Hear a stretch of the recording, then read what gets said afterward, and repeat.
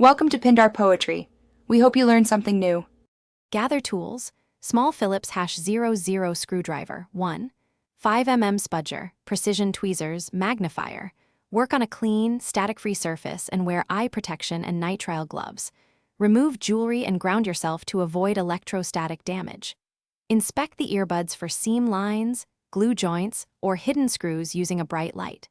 Locate any tiny rubber gaskets or flaps that hide screws or clips. Note battery specifications printed on the cell, often 50 mAh or 40 mAh in earbuds.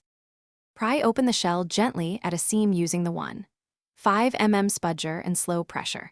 Work around the perimeter and avoid snapping fragile plastic clips or antenna wires. Peel back any foam or adhesive to expose the internal PCB and battery. Locate the small lithium cell and note polarity marked with plus end. Disconnect the tiny 2-pin connector by lifting the latch or sliding the plug gently. Carefully remove the old battery. It is usually taped or glued to the PCB. Fit the replacement battery matching polarity and rated capacity, for example 50 mAh and same voltage.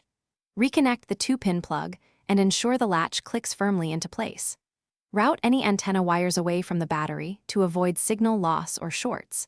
Secure the battery with thin 3M adhesive tape or a dab of silicone glue rated for electronics. Reassemble the shell and replace screws, taking care not to over-tighten or strip threads. Reset and charge for 30 minutes, then pair and play audio for at least 10 minutes to test.